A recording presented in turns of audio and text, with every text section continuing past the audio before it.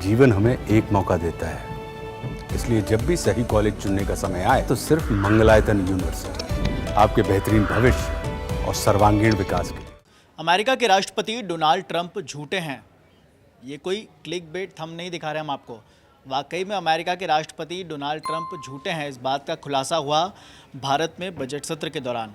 दरअसल इन दिनों संसद में बजट सत्र चल रहा है और संसद के बजट सत्र के दौरान ही संसदीय समिति को एक रिपोर्ट सौंपी गई।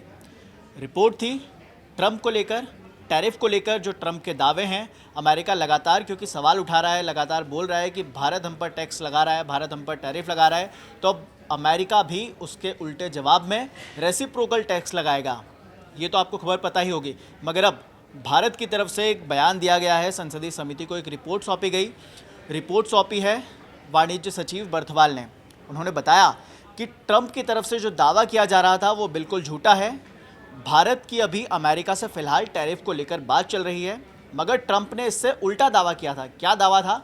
शेखर मेरे साथ हैं। शेखर, ट्रंप को लेकर आजकल जो चल रहा है, ट्रंप एक के बाद एक भारत संसद में खड़े होकर हमने देखा कि किस तरह से भारत का नाम 3 बार लेते हैं और बोलते हैं कि भारत हम पर टैरिफ लगाता है, बयान देते हैं। ट्रंप का जो दूसरा कार्यकाल है इसमें संसद में खड़े होकर वो सिर्फ सनसनी फैला रहे हैं और इसी कड़ी में दरअसल उन्होंने आज से करीब 3 से 4 दिन पहले भारतीय समय के अनुसार रात में आकर व्हाइट हाउस से एक प्रेस कॉन्फ्रेंस की, जहां पर उन्होंने स्टेटमेंट दिया और स्टेटमेंट देते हुए उन्होंने ये ऐलान किया कि भारत की ओर से लगातार वो रेसिप्रोकल टैक्स की बात कर रहे हैं कि जैसा का तैसा टैक्स जैसा भारत लगाएगा वैसे ही हम भी लगाएंगे। इसे लेकर उन्होंने वन साइडेड अनाउंसमेंट एक कर दी कि इंडिया की तरफ से उन्हें एश्योर कर दिया गया है कि इंडिया जो है वो अपने टैक्स जो भी टैरिफ लगाता है उनको वो वेव ऑफ करेगा।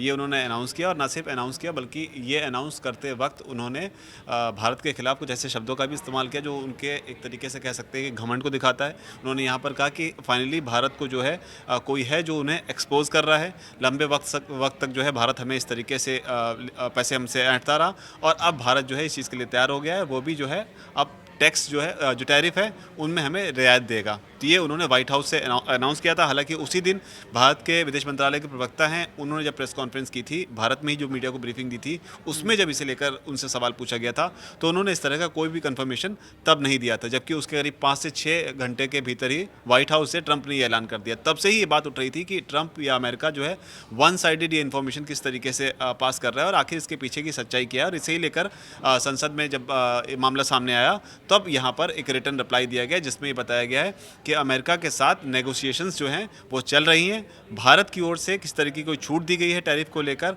उस तरह का मामला अभी तक कोई भी नहीं है और सारी चीज़ें जो हैं अभी डिस्कशन उस मोड पे हैं।